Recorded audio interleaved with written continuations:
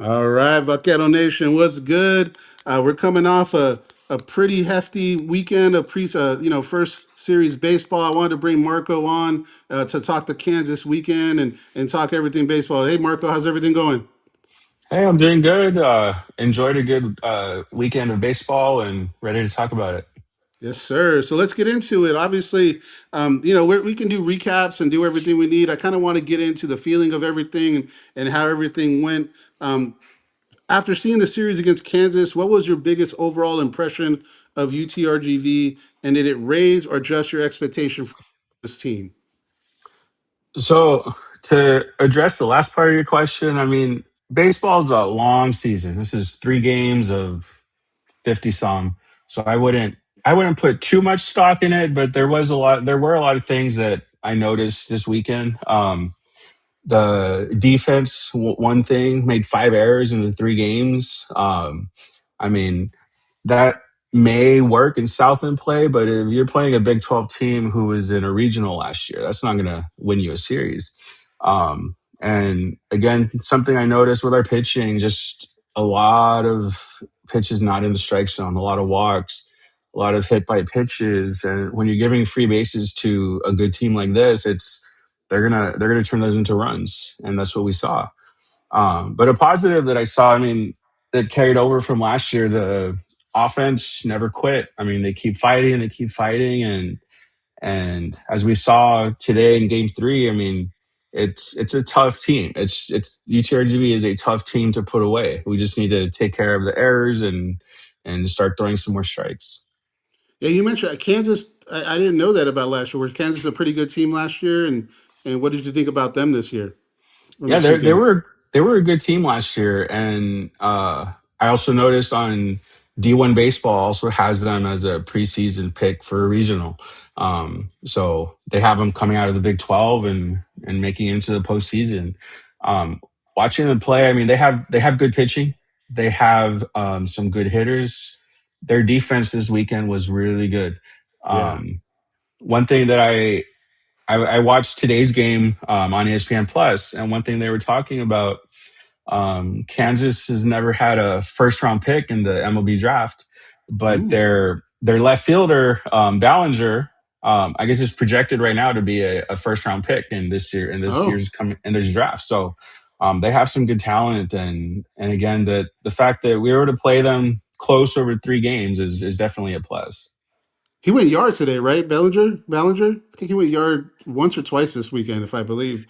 But Yeah, yeah, so that's they got that in a pitcher, I believe, that's supposed to be pretty highly ranked from what I saw. So that's good to know, especially as fans, that this team wasn't a fluke that they played. It was a good quality team that came into play, and I think that although we were 1-2, there's a lot of good positive things to take away, which leads us to the next thing: what strengths we saw. So, what part of UTRGV's game this weekend impressed you the most? Was the pitching, the defense? Obviously, there are some opportunities. What do you feel the real strength were coming off this weekend's games?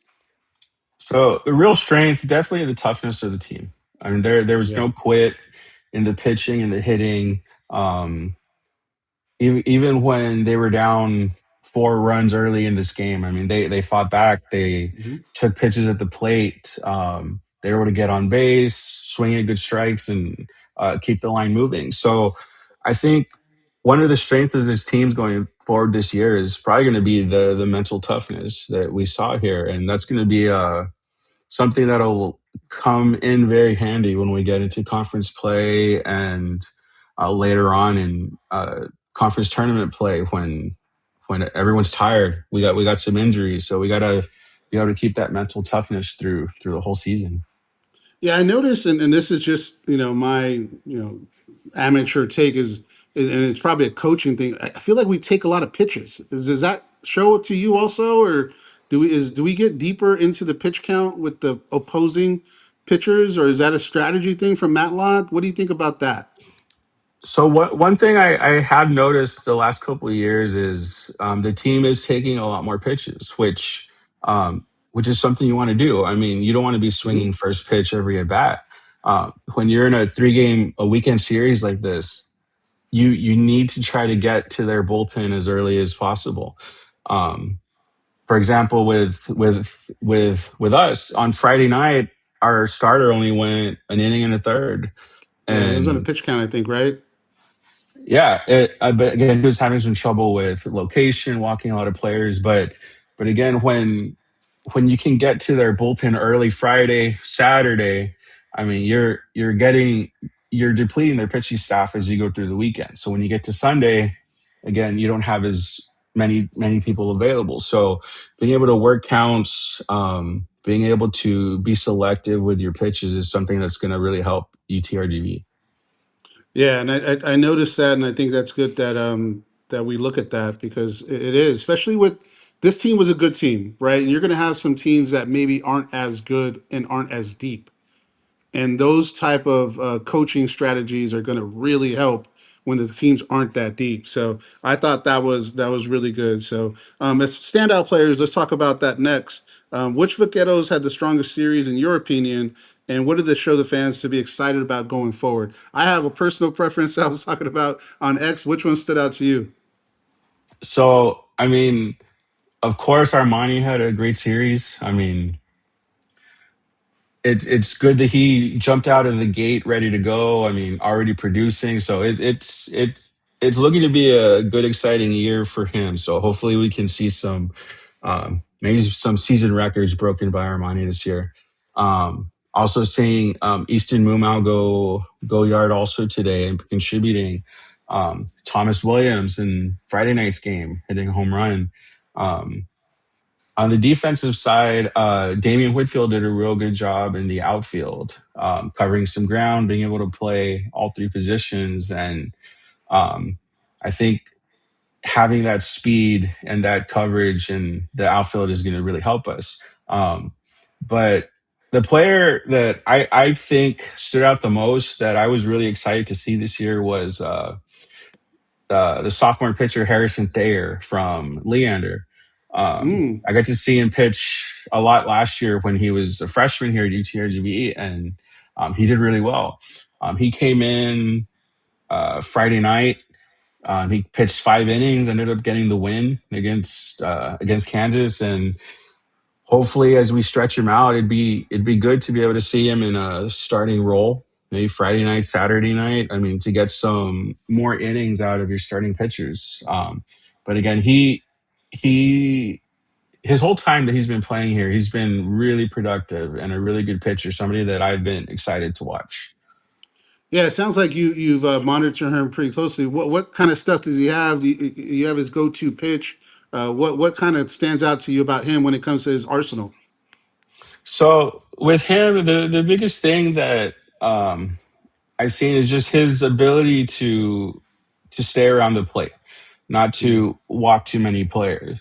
So Friday night he went 5 innings. I mean, one walk, three strikeouts, only gave up 2 hits. Um, I mean the bad thing about it is since we had him coming out of the bullpen Friday night for 5 innings, we couldn't use him the rest of the weekend. Yeah, So that's tough.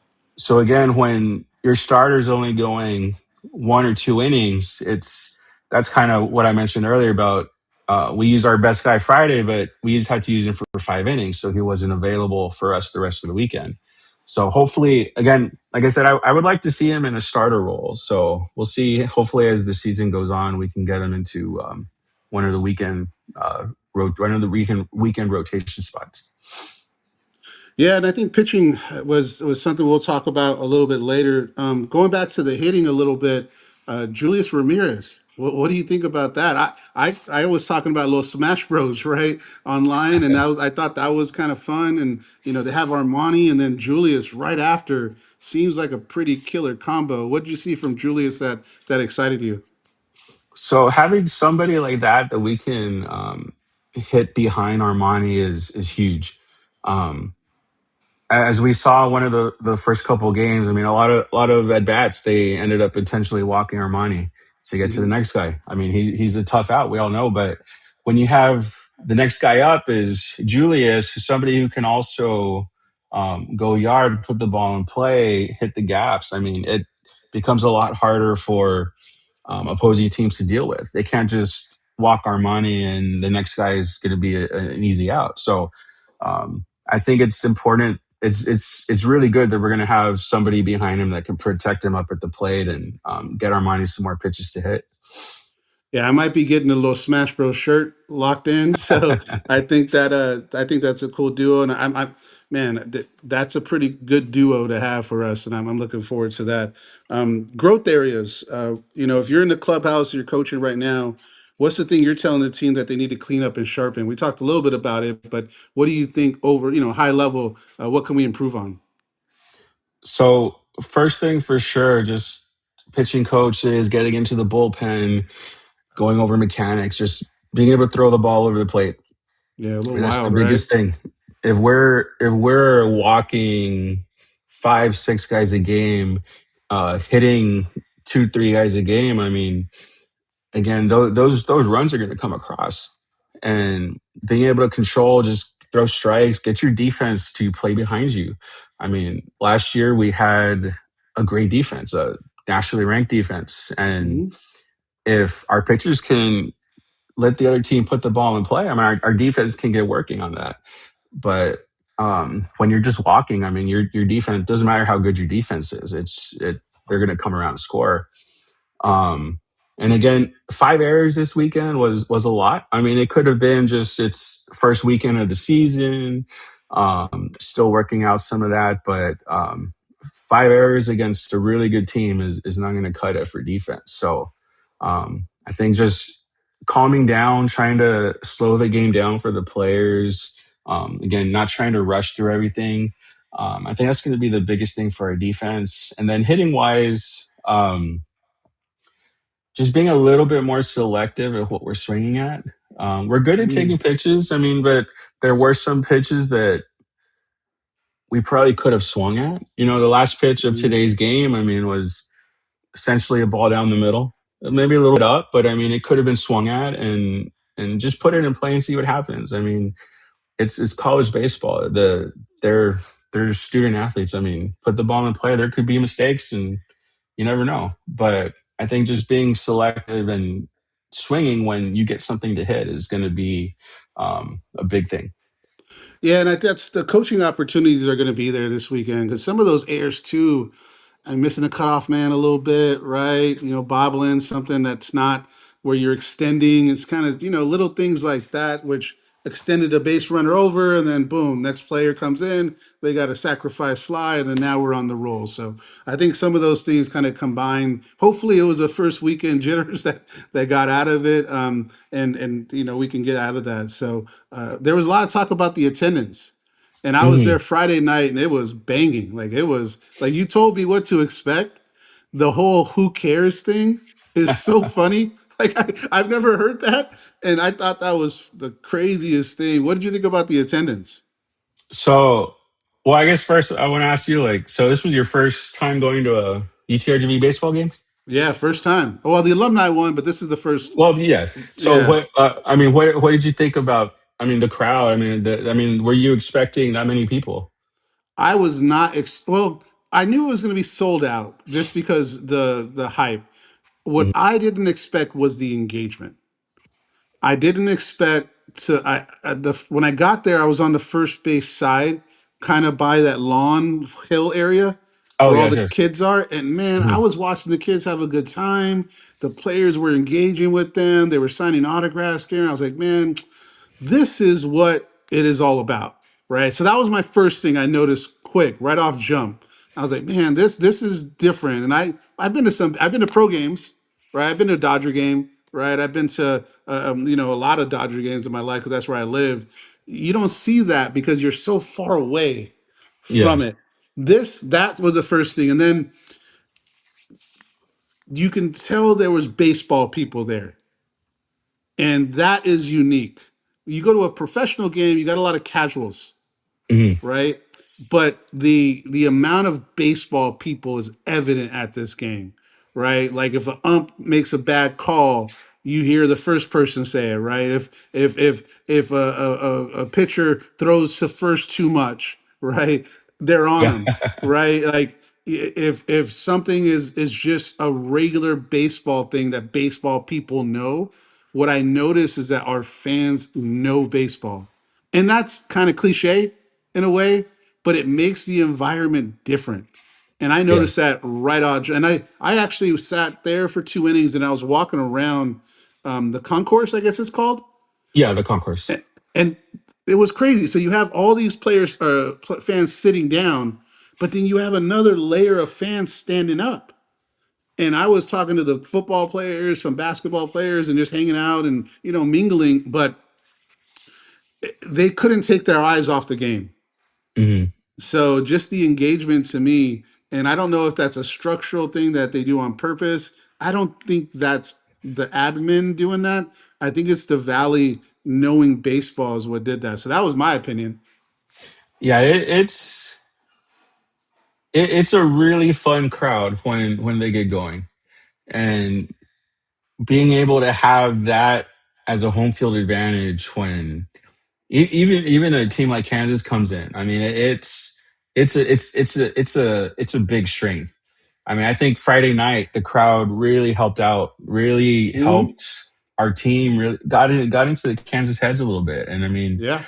I think that's something that is going to be even more helpful as we get into Southland play and maybe teams that are not used to playing in front of crowds like that.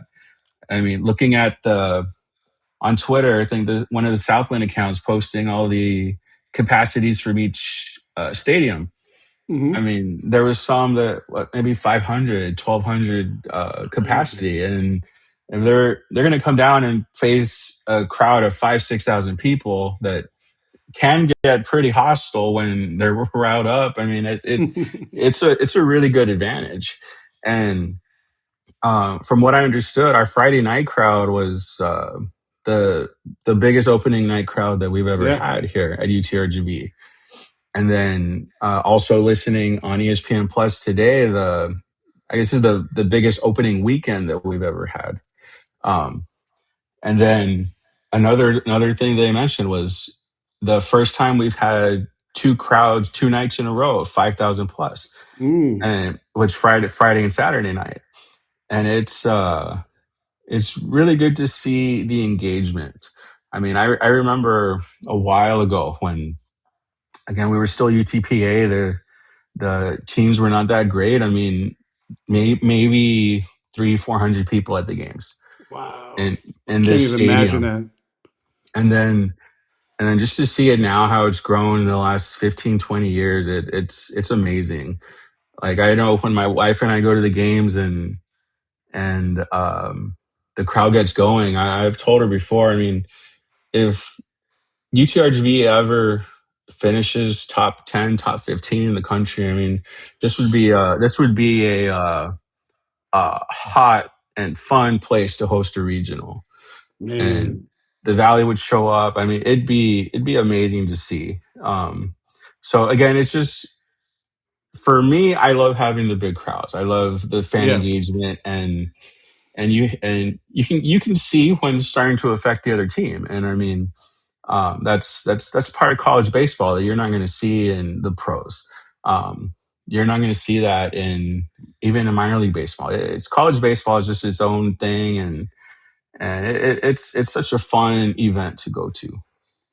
Yeah, I agree, and I can't wait to get back out there. I got to look at the schedule. I'll be out there. I'm actually taking a road trip to UT, so you know about that one, right? So thank you for Hmm. that. But yeah, so thank you, Marco, for joining on. We really appreciate it. Looking forward to doing this more. Vaquero Nation, thank you guys for joining. 1 and 2 to start the year, but a lot of good things, good takeaways to go. So we're gonna sign off and play a little grupo and get this cracking. All right, Marco, appreciate it. Have a good night. You too.